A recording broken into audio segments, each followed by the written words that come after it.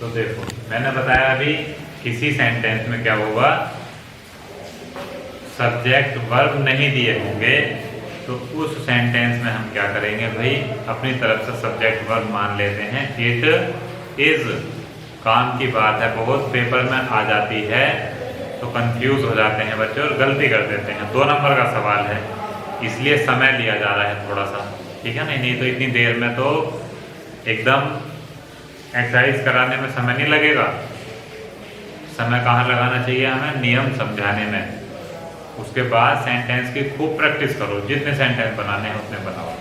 एक बार अगर हमें कॉन्सेप्ट क्लियर हुआ तब हम कितने ही सेंटेंस बना सकते हैं। मान लो नियम जो जरूरी है वो जरूरी नियम ही हमने सीखा नहीं तो बड़ी समस्या आ जाती है। फिर चाहे जितने सेंटेंस बना लो फिर जो है मामला गड़बड़ी होता है, सब सेंटेंस में गलती कर पाते हैं, गलती हो जाती है क्योंकि हमें नियम क्लियर नहीं है। क्योंकि जो नियम मोटा मोटा है मान लो उसे तो ऐसे ही बता दो, लेकिन जो जरूरी नियम है एग्जाम के पॉइंट ऑफ व्यू से इम्पोर्टेंट है तो that should be made understand to all of you.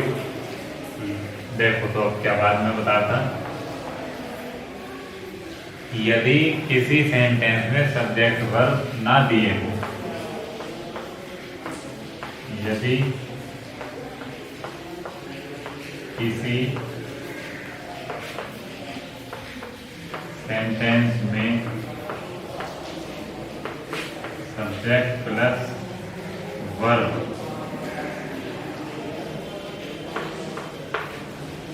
ना दिए हों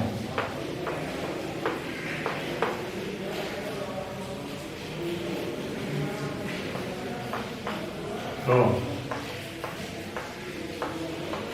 अपनी तरफ से मान लेते हैं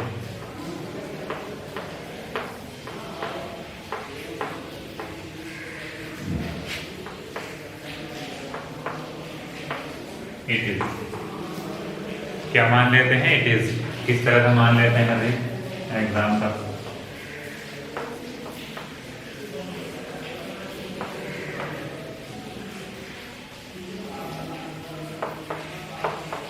देखो हाउ ब्यूटीफुल, फटाफट मान लेंगे हम तो।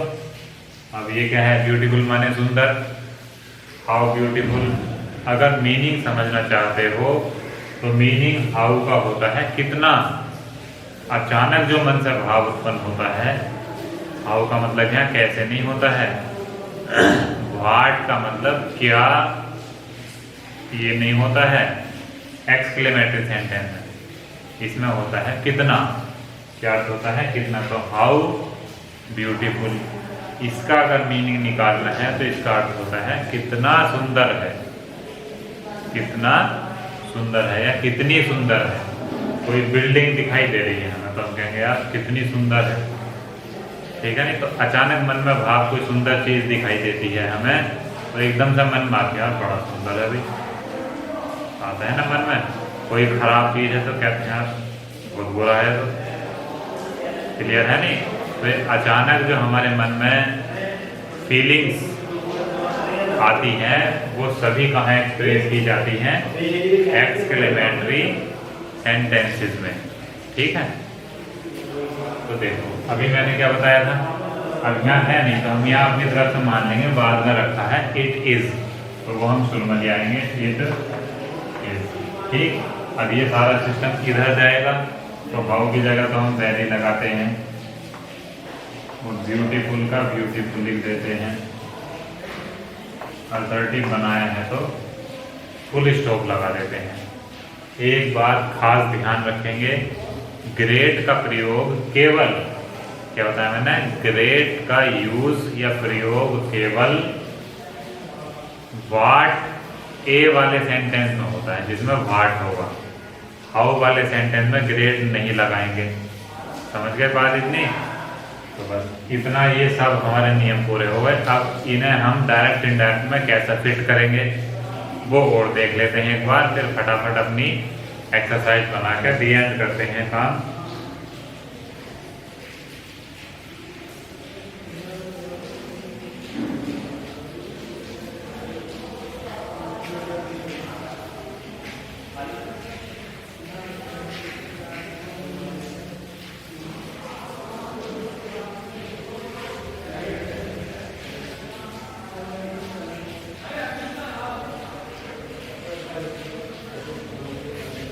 देखो भैया आ गया एग्जाम्पल।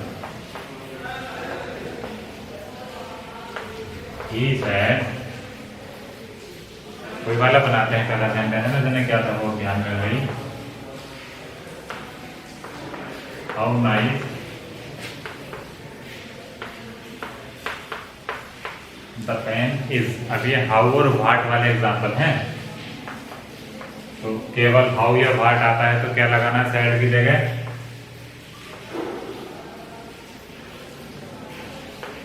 एक्सक्लेम्ड।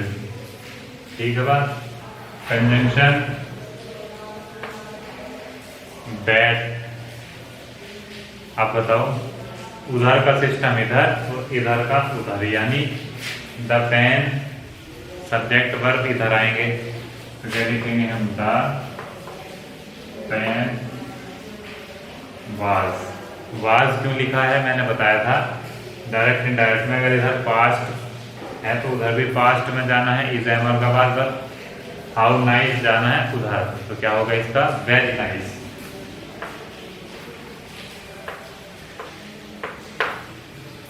अब तो समझ में आना चाहिए, इतना सारा टाइम ले लिया मैंने समझाने में। दूसरा,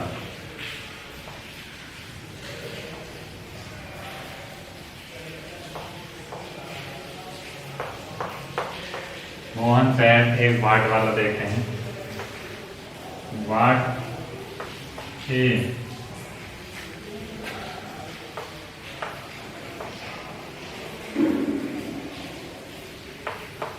ब्यूटीफुल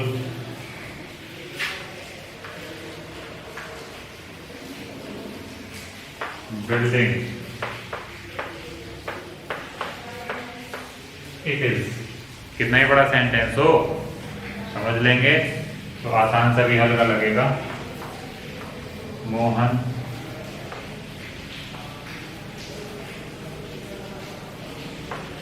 एक्सक्लेम्ड। ठीक है, इतनी तो बात हल्की है, हो ही जाएगी। कंजंक्शन भी लगा देंगे, बहुत बढ़िया। सब्जेक्ट वर्ब ढूंढो फटाफट, दिख रहा लास्ट में लिखा हुआ इट इज, तो इधर आने के बाद इट वाज। चलो अब क्या करेंगे, इतना सिस्टम उधर ले जाते हैं। What A beautiful building. तो देखो बिल्डिंग क्या है, किसी इमारत का नाम है ना, बिल्डिंग माने इमारत, किसी चीज का नाम है तो नाउन है। ब्यूटीफुल माने सुंदर, एडजेक्टिव भी है तो नाउन प्लस एडजेक्टिव दोनों है। तो व्हाट की जगह क्या लगेगा, वेरी, और ये पहना जाएगा a very beautiful building, full stop. ठीक है, दो सेंटेंस क्लियर हुए। अगला देखो,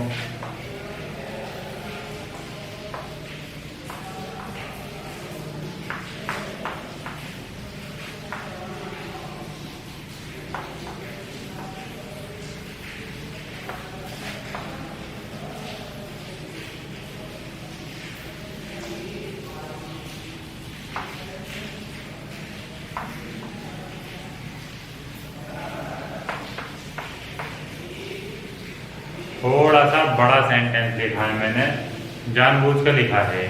ठीक है, ताकि और थोड़ा सा डीप में जाके हम और इसे गहराई से समझने में सक्षम हो, समझने के प्रॉब्लम ना हो। छोटे छोटे सेंटेंस तो सभी बना लेते हैं, थोड़ा सा और गहराई में जाएंगे तो और भी बात समझ में आएगी। बड़ा सेंटेंस भी आ गया तो कैसे बनेगा, उसने कहा व्हाट ए गेम, कितना बढ़िया खेल, गेम माने खेल। यू हैव प्लेड, तुम खेल चुके हो या तुमने खेला है, खेल चुके हो या खेला है। तो अब यहाँ बताओ भी जरा, सब्जेक्ट वर्ब क्या है। वर्ब तो चमक रही है, प्लेड। जरूरी नहीं है कि हर एक सेंटेंस में इज एम आर ही आएगा लास्ट में, समझ गए नहीं, कुछ भी आ सकता है, ये ध्यान रखेंगे बात। तो यहाँ मेन वर्ब से एंड हो रहा है सेंटेंस, लेकिन ये जरूर शर्त बात है कि सेंटेंस में अगर सब्जेक्ट है तो वो वर्ब से जरूर एंड होगा। वो हेल्पिंग वर्ब भी हो सकती है और मेन वर्ब भी हो सकती है। तो प्लेड खेलना, हैव हेल्पिंग वर्ब हो गई, सब्जेक्ट हो गया यू। तो ऐसा नहीं है कि हम यू हैव उठा लेंगे, केवल पूरा लेंगे, यू हैव प्लेड, तुम खेल चुके हो या तुमने खेला है, पूरा का पूरा सब्जेक्ट वर्ब का सिस्टम इधर लाएंगे हम उठाकर। तो इधर क्या करेंगे, पहले तो शी एक्सक्लेम्ड दैट, बताया था मैंने, केवल एक्सक्लेम लगाना है, that what A game you had played, तो यू आएगा इधर, लिसनर के अकॉर्डिंग बदलेगा, लिसनर है नहीं तो अपनी तरफ से मान लेंगे हम यू की जगह ही, और हैव का हैड प्लेड। अब क्या करेंगे, अब देखो 3 शब्द बचे इधर, व्हाट ए गेम, एडजेक्टिव कहीं दिख रहा है नहीं है, केवल गेम दिखा है, नाउन, एडजेक्टिव नहीं है, तो व्हाट की जगह क्या लगाएंगे, वेरी या ग्रेट लगाएंगे, प्लेड ए ग्रेट गेम, समझ गए, प्लेड ए ग्रेट गेम, बहुत अच्छा, समझ में आ गया होगा सेंटेंस ये भी। आप ध्यान रखेंगे बस, है ना, इस तरह से आ सकता है। और एडजेक्टिव कब नहीं होगा, जब ए के बाद सीधा नाउन होगा और सब्जेक्ट वाला हिस्सा अलग होगा, ठीक है। करो इसे फिर,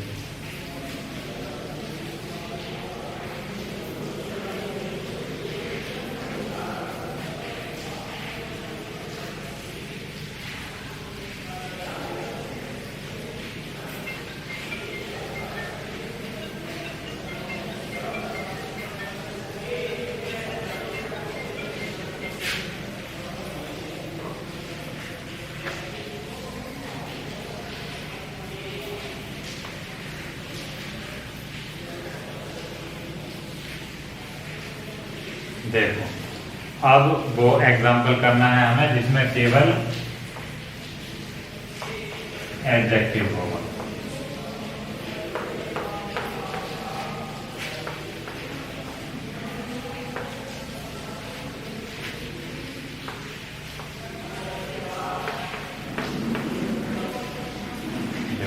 कुछ भी आ सकता है, how cool, how nice, how beautiful. तो यहाँ सब्जेक्ट और वर्ब नहीं है, तो हमें क्या काम करना है, अपने तरफ से मान लेना है। सबसे पहले तो एक्सक्लेम लगाई देंगे दैट की जगह, दैट भी लगा देंगे, ठीक है। बात अब क्या होना है, इस सेंटेंस पे आ गए हम, तो इट इज इधर आएगा, इट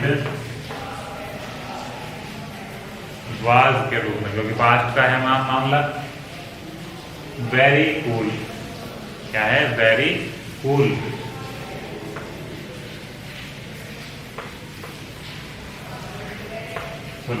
ठीक, बहुत ठंडा, हाउ कूल माने कितना ठंडा है, और वेरी कूल बहुत ठंडा। तो इस तरह के सारे एग्जाम्पल हो चुके हैं। अब तुरंत हम चलेंगे एक्सरसाइज की तरफ। इसके बाद हमें एक टाइप और कराना है और डायरेक्ट इनडायरेक्ट का डी एंड हो जाएगा।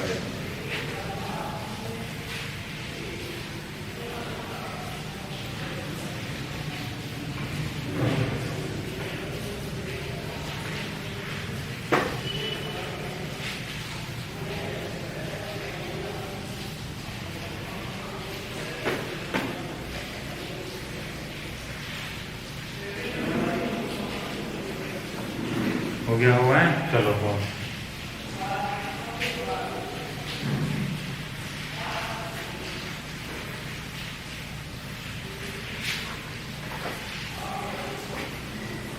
$167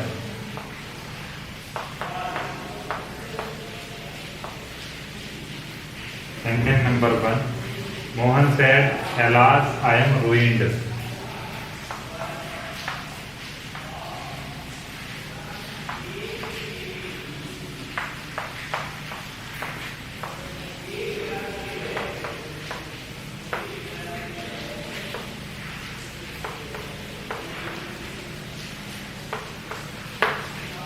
फुल स्टॉप। तो देखो एलास की जगह क्या बताया था, एक्सक्लेम द सोरो। अब तो काम हल्का हो गया बहुत।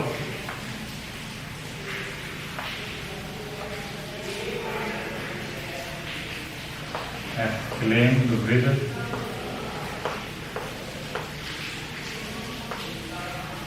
सोरो, ठीक है। दैट, कंजंक्शन तो दैट आना है सभी में। अब क्या काम हुआ, एलास तो यहाँ से हट जाता है क्योंकि एक्सक्लेम्ड विद सोरो लगा दिया हमने। अब आई बदलेगा, स्पीकर के वर्डिंग मोहन है तो लड़का है, आई की जगह ही, एम का was,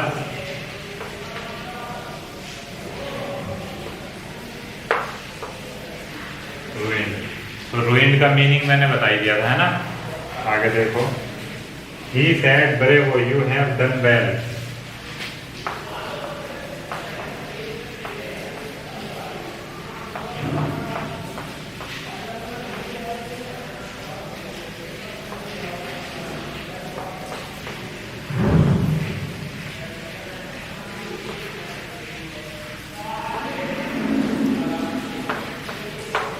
You have done well, तो ब्रेवो क्या होता है, शाबाशी देना। और he exclaimed with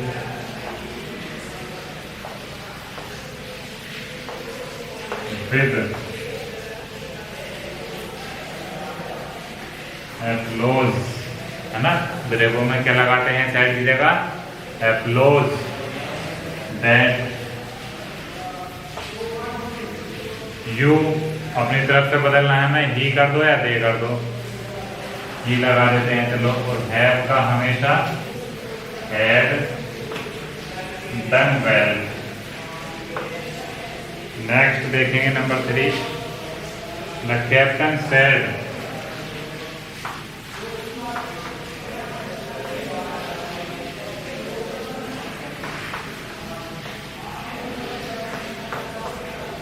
inverted commas begin, alas our foes are too strong, alas our foes are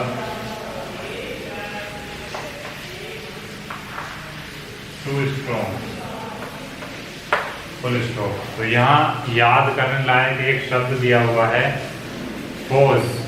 क्या दिया हुआ है, फोज।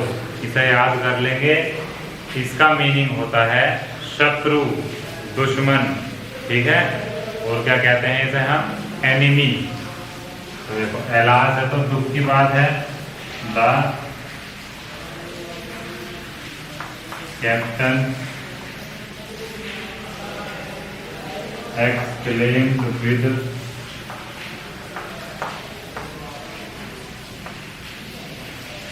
sorrow that,